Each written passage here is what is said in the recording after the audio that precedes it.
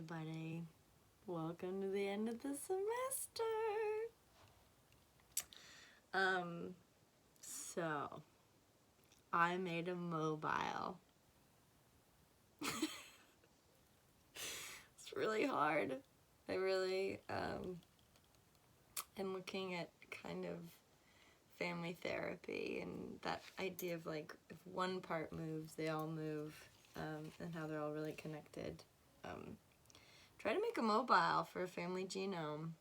It really will reinforce that idea that how connected everything is.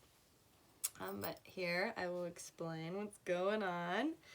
So here's a bit of so it's kind of a genogram, and looking specifically at working with Scandinavian families. So Scandinavia being like Denmark, Finland, Iceland, Sweden, kind of those nice northern folk, you know? And specifically looking at like Scandinavian American immigrants, and kind of that like inherited cultural, all the dynamics that go into that. So I guess looking at kind of the historical kind of impact, I have right here a boat coming on in hot. So I have a boat, and looking at this mass immigration that went down in the first part of the 19th century, or kind of the middle 19th century, and like due to like political strife and upheaval and kind of religious, like an increasingly conservative religious, like church-state dynamic, and then on top of it, the population. I read that the population had doubled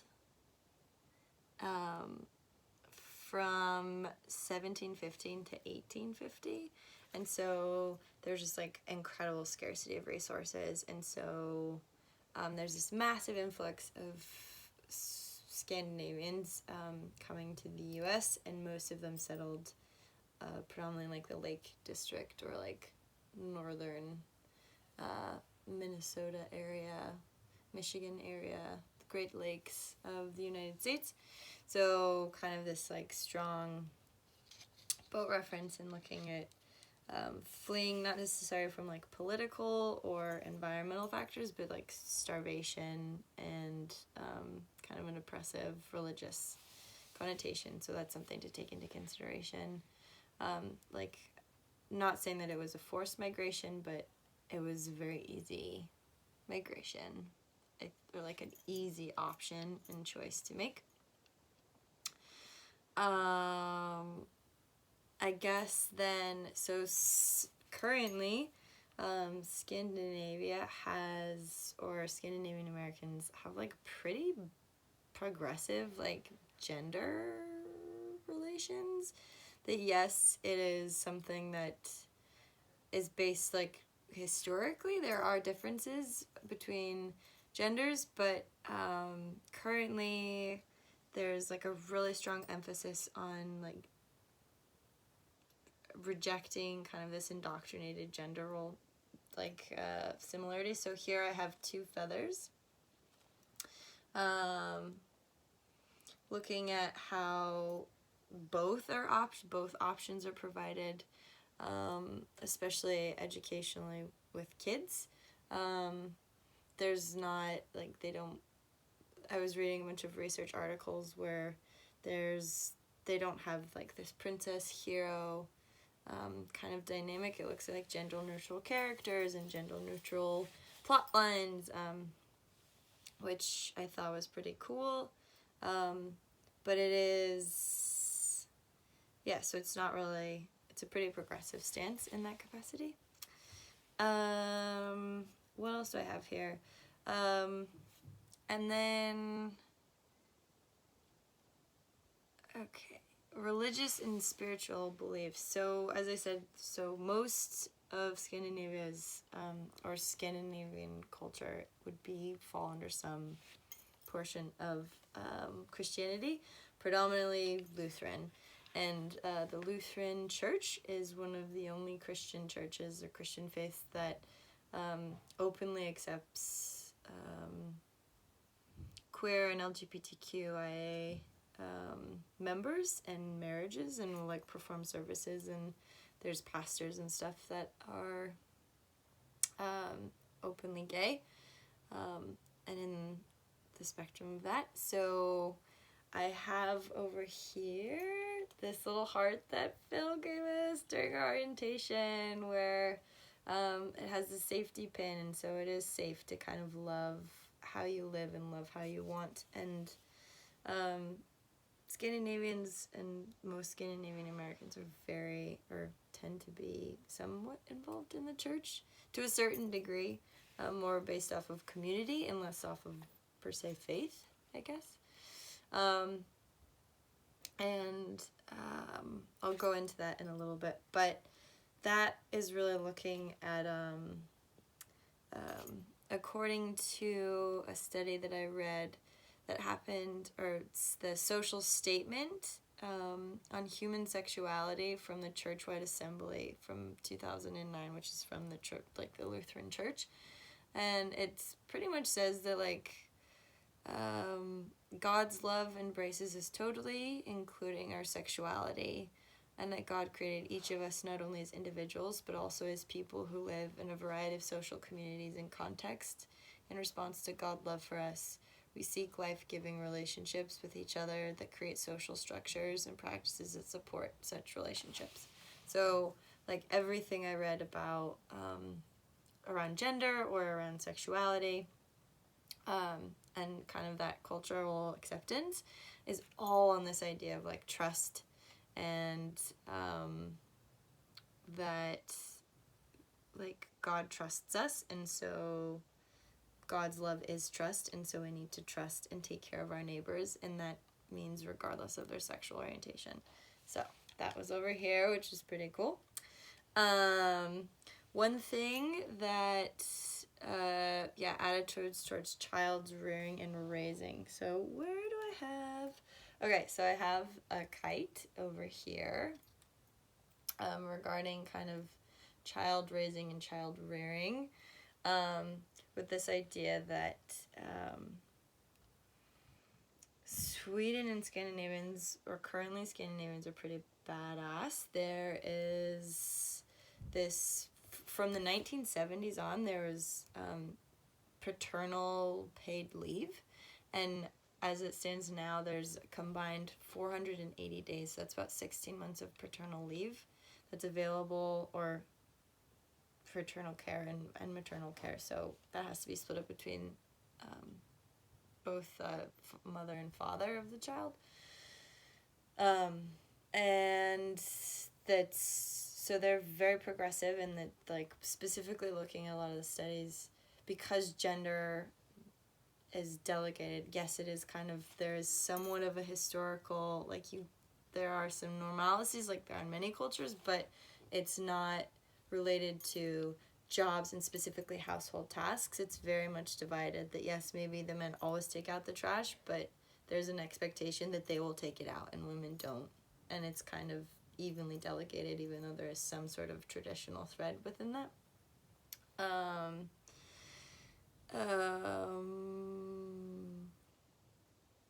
And I guess that so then one thing that was really interesting, which a lot of it kind of came blurred back to me around how this involves my family and stuff that's coming up for me.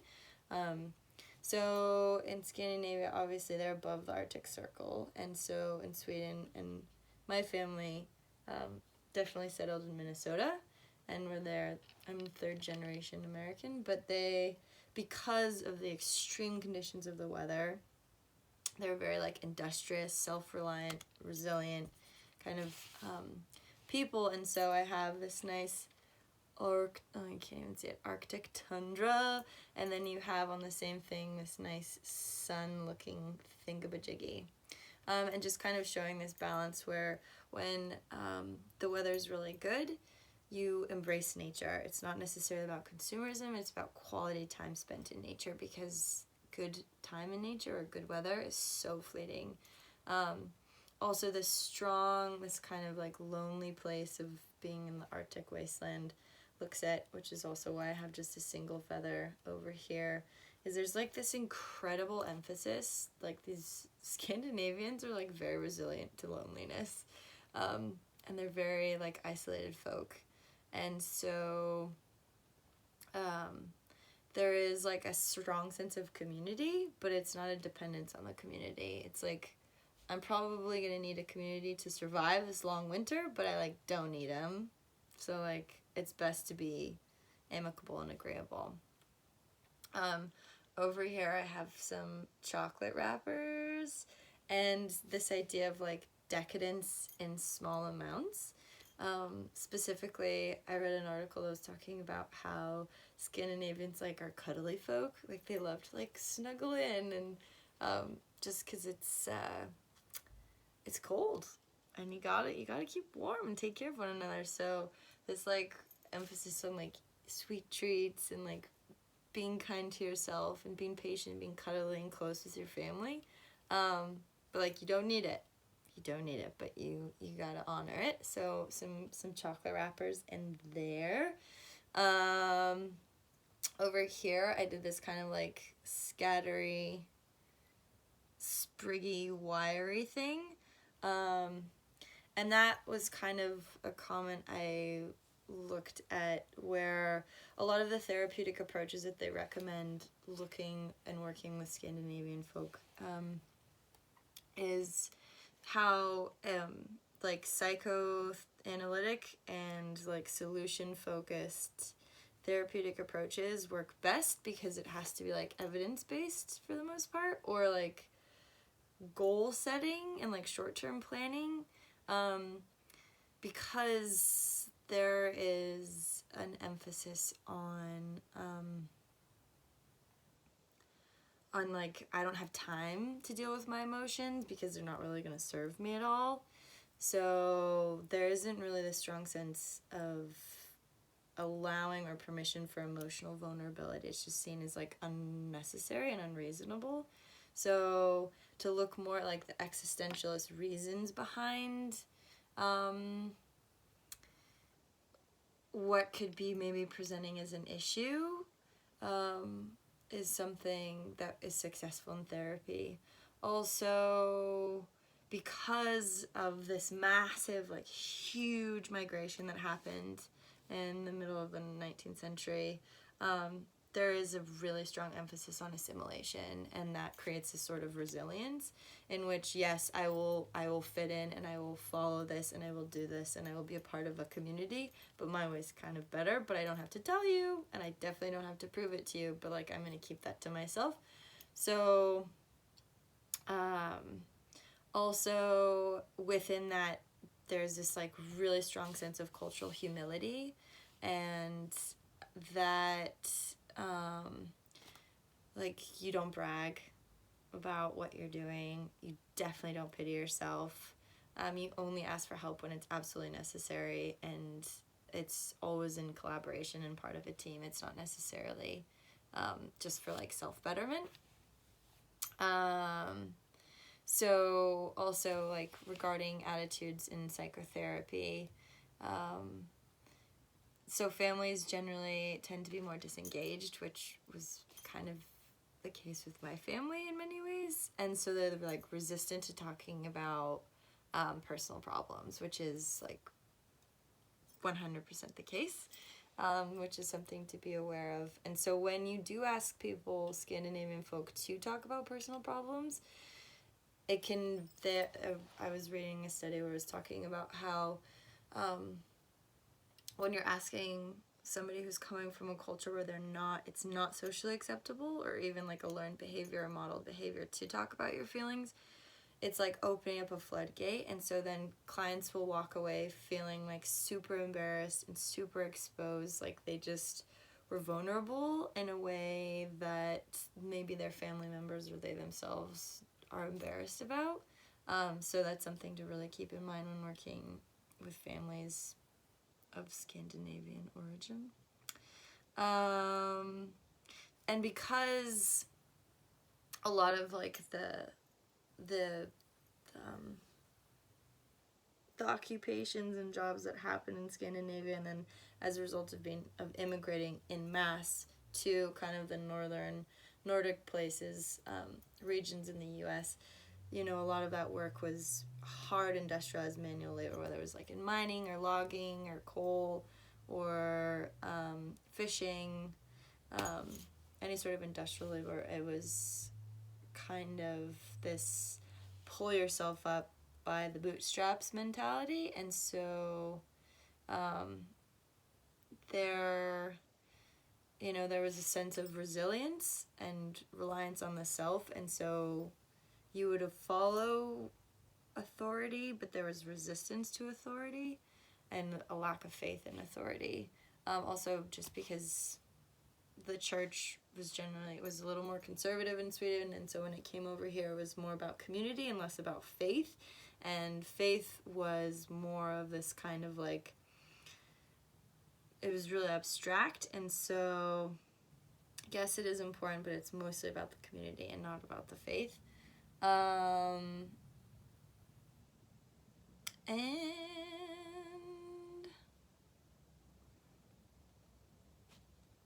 I guess, yeah, like there is a lot of my takeaway from everything, I suppose, was recognizing that within the Scandinavian families, and my family included, this really strong sense of like humility, being really humble, working collectively, but you don't ask for anything that you need. Pretty neutral gender roles, like not oppressive gender roles, but there was a bit of like heteronormative ideas.